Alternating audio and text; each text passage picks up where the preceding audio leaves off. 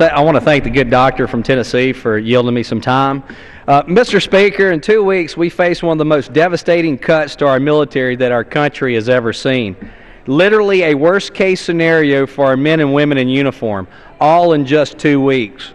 For a year and a half, several of my colleagues and I have been discussing with anyone who will listen the devastating impact of these automatic budget cuts.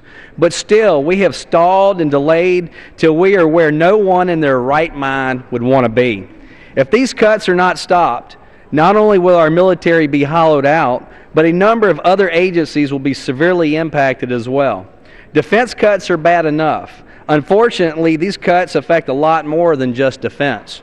These automatic cuts affect food inspections at the Department of Agriculture, FBI investigations, TSA screening at airports, and others. No agency is untouched. One example in Mississippi alone is it is anticipated that these automatic budget cuts could cost as many as 845 jobs in the education sector alone. These are the people we task with educating our future generations and ensuring our country's success. We are now hearing of furloughs across the government agencies. This would mean that families that are dependent on that paycheck to put food in their children's mouths and clothes on their backs will be forced to stay home as much as 1 day a week for up to 22 weeks. This means millions of dollars in lost pay for dedicated public servants because Congress and this president cannot get their act together and do what is right for our country. At this point, the House has passed 2 separate plans that were never even considered by the Senate. Ultimately, inaction by the President and Senate are allowing us to inch closer and closer to the disgusting reality of these cuts. Even more disappointing than the Senate and President's inaction is the ridiculous position of many that seem completely content to throw their hands up and say that we have done all we can do. But I am perhaps the most disappointed in my colleagues that want these cuts to take place in the name of spending cuts only.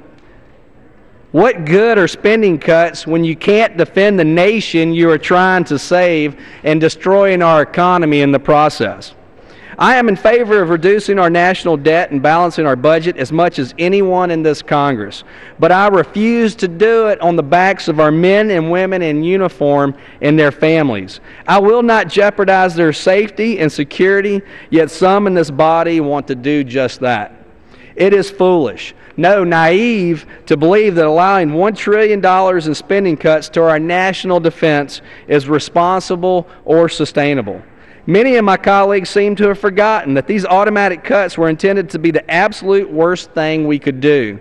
It was designed to force bipartisan action on addressing our spending addiction in this Congress. It is the unintended consequences of an absolute failure by the supercommittee. So instead of using a scalpel, we're using a meat axe, and the impact of our failure to act will soon be all too apparent unless we avert this irresponsible action. Despite repeated requests for over a year for more details on what effects these cuts will have, only now, 2 weeks before they are scheduled to take place, have we received any information from this administration. The military services have let us know exactly what effect they think sequestration will have, and it is not a pretty sight. We are talking about one of the biggest drivers of small businesses, a major employer of our nation's veterans, and a major economic driver in our economy. And some here are willing to see it slashed for no benefit whatsoever. But civilians are not the only issue here. We are downsizing our force to deal with the cuts already in place, $487 billion worth. We will have to cut further into our active duty if these cuts are not rolled back and replaced responsibly. In my district, over 10,000 people walk through the gates of Ingalls Shipbuilding in Mississippi every day. If just one ship contract is canceled as a result of sequestration, we're talking about thousands of people being immediately unemployed and layoffs at small businesses in over 49 states. These are some of the most patriotic and hardest working people I have ever met in my life. They have dedicated their lives to building the greatest naval ships the world has ever seen. So this week, I spoke with our most senior military leaders, and they told us very directly, if you want our military to continue doing what it's doing today, then we can't give you another dollar. There are similar stories across the nation at plants building the largest planes to the smallest component parts. These are the stories of real people who go to work every day to make America a better place. These skills are not easily relearned. Once they go away, they are gone forever. And I will not stand by and allow inaction by my colleagues to kill American jobs. I ask my colleagues, is this what you want?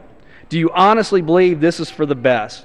I beg anyone to explain to me how we are a better country if these cuts take place.